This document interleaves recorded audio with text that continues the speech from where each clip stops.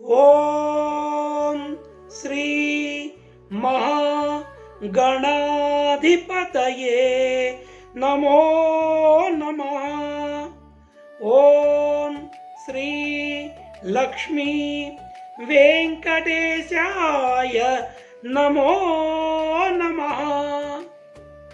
ఓం శ్రీ ఆదిత్యాది నవగ్రహ దేవతాభ్యో నమో నమః.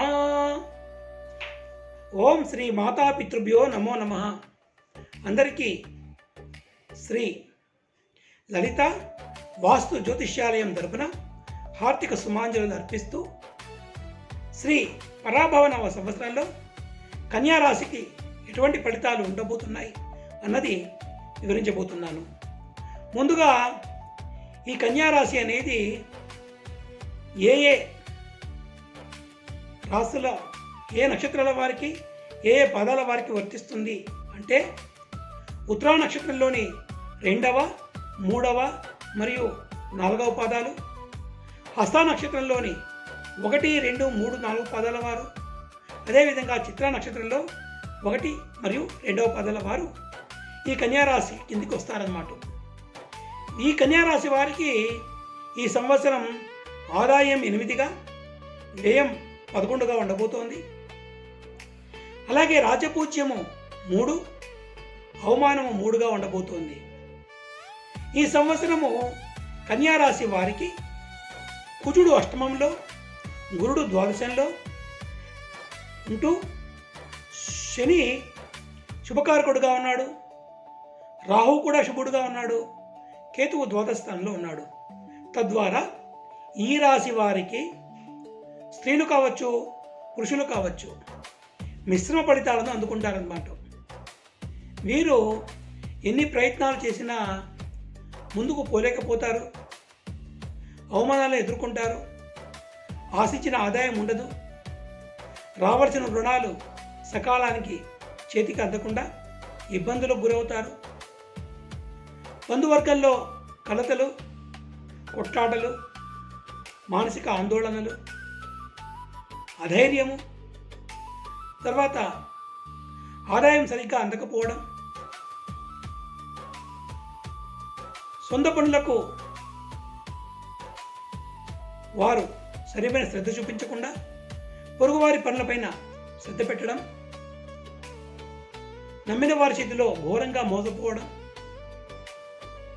స్త్రీ మూలకంగా ఆందోళనలు, భయాలు, అపనిందలు, అవమానాలు, అత్యధిక ధనవ్యయము, వచ్చిన సొమ్ము వచ్చినట్లుగా ఖర్చుకోవడం, శారీరకంగా మరియు మానసికంగా కూడా బాధలు, తర్వాత వ్యసనాల ద్వారా ధన నష్టము, సోమరితనము, భార్యాభర్తల మధ్యలో తగవులు, మాట పట్టింపులు, తెగేదగా లాక్కోవడం, ఈ విధంగా జీవితము కష్టసాధ్యంగా ఉండబోతోంది. ఇక ఇటువంటి దుష్పరిణామాలు ఎక్కువగా ఉన్నప్పటికీ కన్యారాశి వారికి శని శుభుడుగా ఉండడం వల్ల కొన్ని సత్కర్మలు లభిస్తాయి. కొన్ని విపత్కర పరిస్థితులను కూడా వారు ధైర్యంతో అవలీలగా ఎదుర్కోగలుగుతారు. మానసిక ధైర్యంతో కావచ్చు, తమ విశేషమైన ప్రతిభా పాఠవాలతో కావచ్చు, జ్ఞానశక్తితో కావచ్చు, కొన్ని సమస్యలను అధిగమిస్తారు. వారు ధైర్యంగా ముందుకు పోగలుగుతారు. నిత్య దైవారాధన చింతనలో వారు ఉంటూ తమ సమస్యలకు ఒక పరిష్కారాన్ని కనుగొనగలుగుతారు. అదేవిధంగా వారి యొక్క బాధల నుంచి వారు బయటపడగలుగుతారు అన్నమాట. ఇక ఈ కన్యారాశికి సంబంధించినటువంటి ఉద్యోగస్తులు కూడా చాలా రకాలైన సమస్యలు ఎదుర్కోవాల్సి ఉంటుంది. వారు అనుకున్న ప్రమోషన్లు కానీ వదులు కానీ జరగవు. ధన వ్యయం ఉంటుంది, ధన నష్టం ఉంటుంది, మానసిక శారీరక రుగ్మతలు ఉంటాయి. అదే కాకుండా రాజకీయ నాయకులు కూడా మిశ్రమ ఫలితాలు ఉంటాయి. రాజకీయ ఆశించిన పదవులు ఉండవు, విజయాలు లభించవు, గౌరవ మర్యాదలకు కూడా హాని కలుగుతుంది. కాబట్టి రాజకీయ నాయకులకు కూడా ఈ సంవత్సరము యోగదాయకంగా లేదని చెప్పవచ్చు. అదేవిధంగా కళాకారులు కావచ్చు, విద్యార్థులు కావచ్చు, వీళ్ళు కూడా కొన్ని ప్రతికూలమైనటువంటి పరిస్థితులను ఎదుర్కోవాల్సి ఉంటుంది. కానీ విద్యార్థులు శ్రమతో శ్రద్ధతో చదువుకోగలిగితే వారు ఉత్తీర్ణత సాధించేందుకు అవకాశాలు ఉన్నాయి. ఇక రైతులకు కూడా వారు చేసే పాడి పరిశ్రమలో కావచ్చు, పంటలలో కావచ్చు మిశ్రమ ఫలితాలను చూడబోతున్నారు. సకాలంలో వారికి చేతికి డబ్బులు అందకపోవడం, రుణపాతలు చేయవలసి ఉండడం లాంటి ఫలితాలు ఉంటాయి. కానీ చివరిలో వారికి డబ్బు చేతికి అంది వారు రుణాలు తీర్చుకోగలుగుతారు. కాబట్టి